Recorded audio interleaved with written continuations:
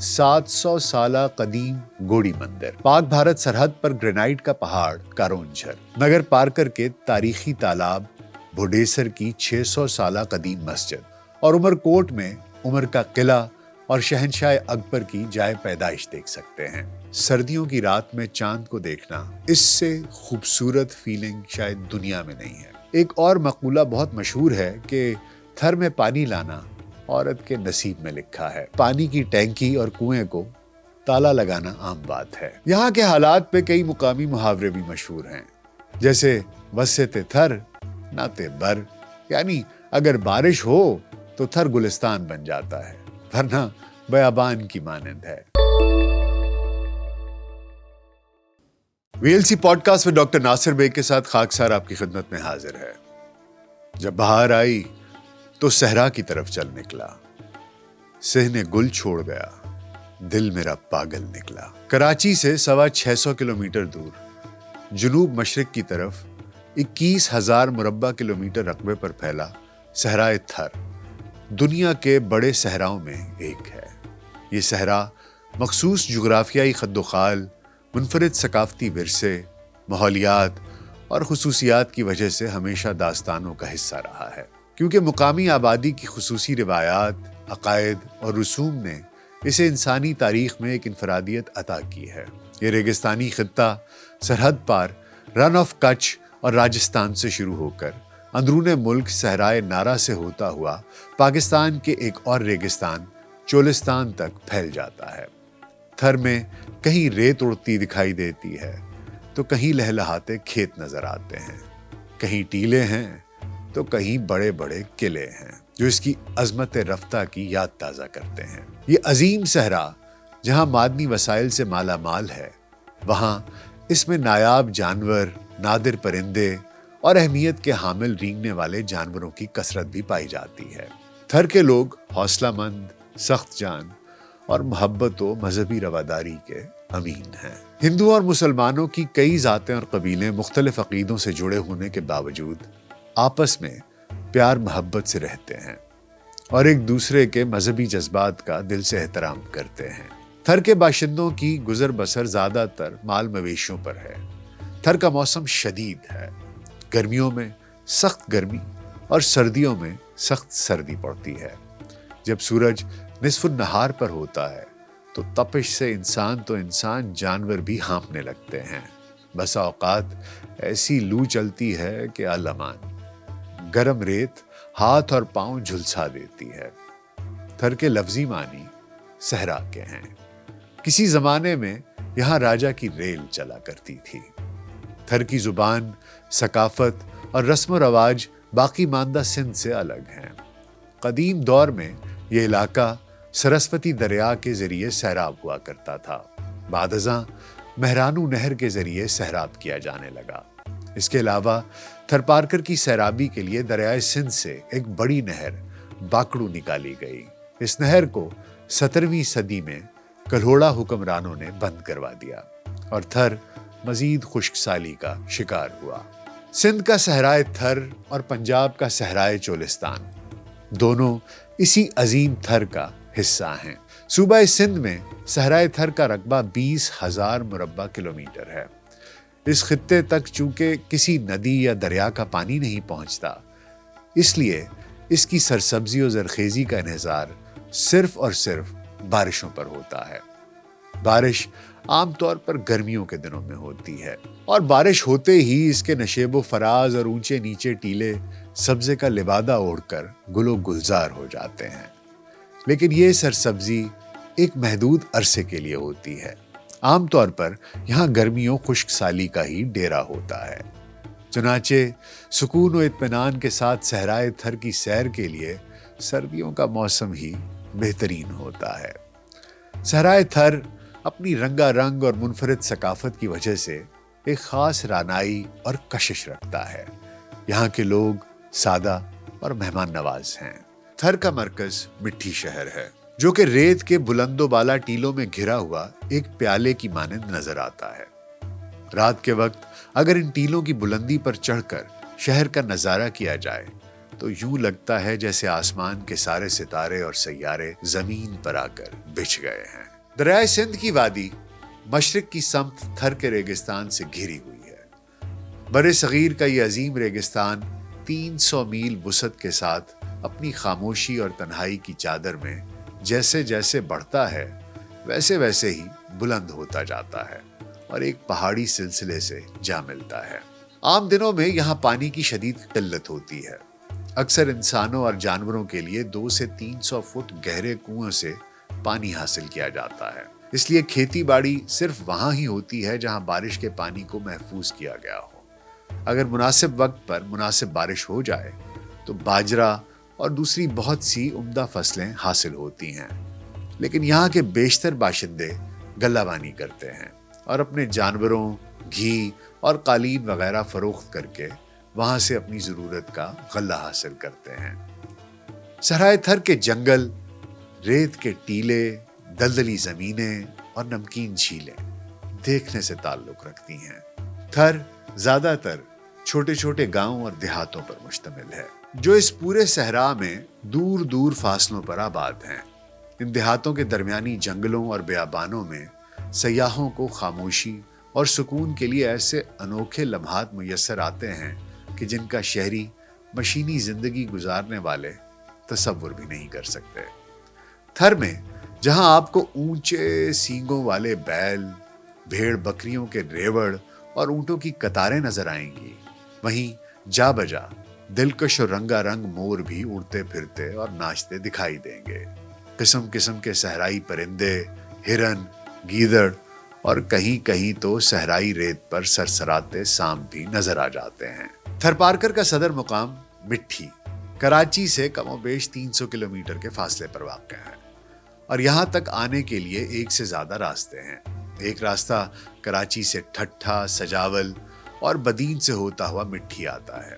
دوسرا حیدرآباد، ٹنڈو محمد خان، تلہاڑ اور بدین سے ہوتا ہوا مٹھی پہنچتا ہے، جبکہ تیسرا راستہ حیدرآباد، ٹنڈو جام، ٹنڈو علیار، میرپور خاص، ڈگری، ٹنڈو جان محمد، جھڈو اور نوکوٹ سے ہوتا ہوا مٹھی آتا ہے۔ اس لحاظ سے دیکھا جائے تو صحرائے تھر کا پہلا مقام نوکوٹ ہے، جہاں نہری زمینوں کا اختتام ہو جاتا ہے۔ یہاں سڑک کے ساتھ ایستادہ 200 سال قدیم بلند و بالا قلعہ نوکوٹ سیاحوں کا استقبال کرتا ہے اور مزید آگے بڑھتے ہی سڑک صحرائی ٹیلوں کے نشیب و فراز میں لہراتی دکھائی دیتی ہے۔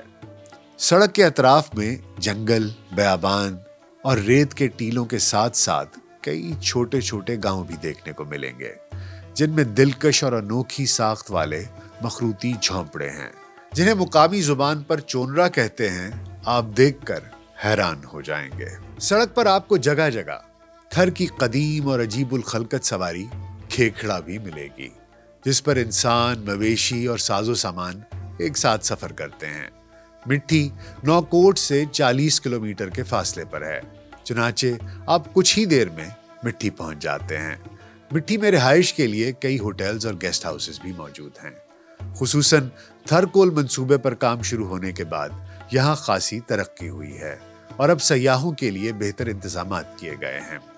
مٹھی کو بیس کیمپ بنا کر آپ نگر پارکر، اسلام کوٹ، چھاچرو، عمر کوٹ، ڈپلو اور دیگر قصبوں اور دیہاتوں کی سیر بھی کر سکتے ہیں۔ خصوصاً نگر پارکر کا 700 سالہ قدیم گوڑی مندر، پاک بھارت سرحد پر گرینائٹ کا پہاڑ کارونجھر، نگر پارکر کے تاریخی تالاب بھوڈیسر کی 600 سالہ قدیم مسجد اور عمر کوٹ میں عمر کا قلعہ اور شہنشاہ اکبر کی جائے پیدائش دیکھ سکتے ہیں۔ ڈاکٹر فریاد آذر کے یہ شعر یاد آ رہے ہیں کہ وسعت صحرا کے آگے آسماں چھوٹا لگا، دھوپ ایسی تھی کہ سر کو سائبہ چھوٹا لگا، یاس، محرومی، محبت، کرب، خوش فہمی، انا، اتنے ساما تھے میرا تنہا مکان چھوٹا لگا۔ یہاں کے حالات پہ کئی مقامی محاورے بھی مشہور ہیں، جیسے وسط تھر ناتے بر، یعنی اگر بارش ہو تو تھر گلستان بن جاتا ہے ورنہ بیابان کی مانند ہے۔ دوسری کہاوت ہے دھر آہے کنتے یا دھنتے، یعنی تھر کا انحصار بارشوں کی بوند پر ہے یا بھیڑ بکریوں کے ریوڑوں پر ہے۔ صحرائے تھر سے متصل کم و بیش 15,000 مربع کلومیٹر رقبے پر پھیلا رن آف کچھ کا علاقہ بھی تیل اور قدرتی گیس سے مالا مال ہے، مگر خدا کی قدرت دیکھیے کہ زندگی کی سب سے قیمتی اور بنیادی ضرورت یعنی پانی کی اس خطے میں شدید کمی ہے۔ دیگر مسائل اپنی جگہ، لیکن بنیاد پرستی اور جبری مذہبی تبدیلی اس وقت تھر کے رہائشیوں کا بنیادی مسئلہ بنا ہوا ہے۔ یہ بھی حقیقت ہے کہ یہاں بہت بڑی تعداد میں ہندو بستے ہیں۔ صدیوں سے تھر میں رہنے والے ہندو باشندوں کا کہنا ہے کہ ہم مدارس کے خلاف نہیں، لیکن نصاب پر حکومتی کنٹرول نہ ہونے سے مسائل پیدا ہو رہے ہیں۔ غربت کی وجہ سے لوگ کھانے کے لیے کسی بھی جگہ جانے کو تیار ہو جاتے ہیں، چاہے وہ مدرسہ ہی کیوں نہ ہو۔ پاکستان پیپلز پارٹی کے سابق رکن سندھ اسمبلی ڈاکٹر کھٹو مال کا کہنا ہے کہ ان کی جماعت نے اپنے اجلاسوں اور فورمز پر اس مسئلے کی نشاندہی کی ہے۔ دیگر شہروں کے علاوہ گاؤں اور جنگلوں میں بھی مدارس بن رہے ہیں۔ ہم چاہتے ہیں کہ ایسی کوئی چیز نہ ہو جس سے تھر، سندھ اور پاکستان کے امن میں خلل پڑے۔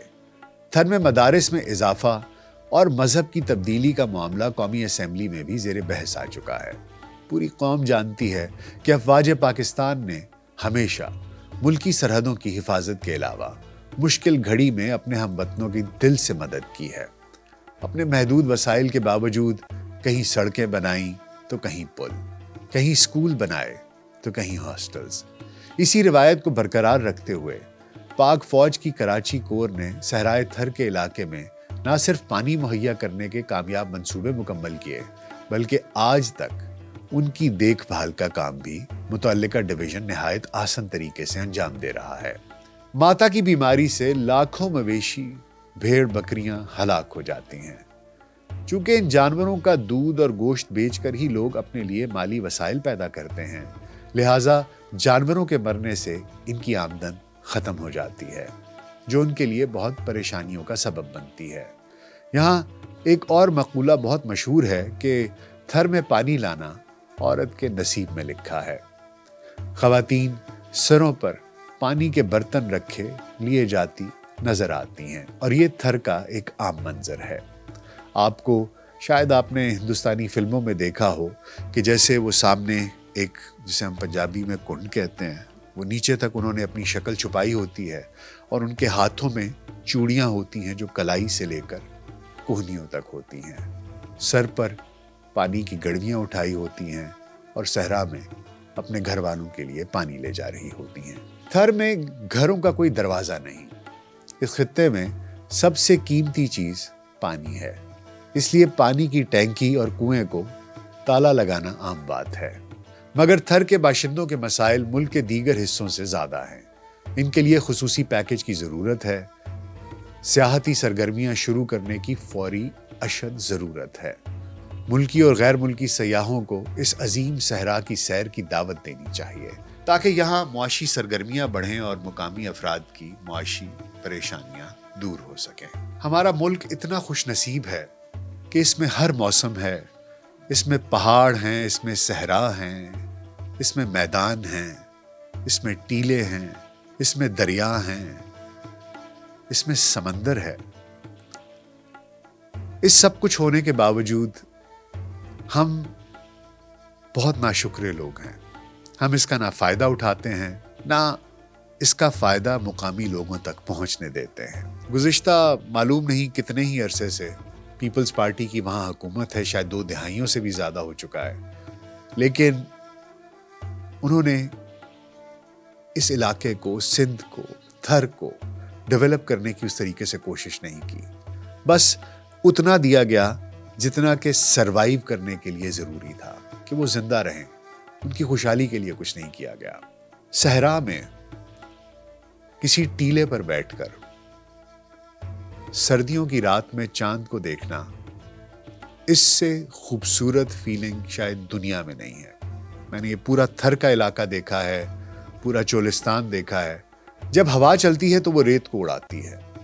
جہاں پر ریت اکٹھی ہو جاتی ہے اور جگہ اونچی ہو جاتی ہے، اس کو ٹیلا کہتے ہیں یا ٹوبا کہتے ہیں۔ اور جہاں پر ایک کریسٹ بن جاتا ہے وہاں پر بارشوں میں پانی کھڑا ہو جاتا ہے اور اسے ڈھار کہتے ہیں۔ اگر آپ کبھی سردیوں میں صحرا میں جائیں اور اس کی خاموشی کو محسوس کریں، یقین جانیے اس سے خوبصورت چیز اور کوئی نہیں ہے۔ اللہ رب العزت سے دعا ہے کہ تھر میں سیاحت کی انڈسٹری کے فروغ کے لیے سندھ حکومت کچھ کرے، خدا ان کو ہدایت دے، وہاں پر لوگوں کو میڈیکل فیسلٹیز دی جائیں، وہاں پر لوگوں کو تعلیم دی جائے، وہاں پر پانی کے حصول کو آسان بنایا جائے، اور جو مذہبی انتہا پسندی گزشتہ کچھ برسوں سے یہاں پر دکھائی دے رہی ہے اس کا بھی سدباب کریں۔ اگر آپ کو موقع ملے اور آپ جا سکیں تو میری ریکمنڈیشن ہے کہ آپ تھر کا ریگستان سردیوں میں ضرور دیکھیں۔ اپنا بہت خیال رکھیے گا۔ اللہ حافظ۔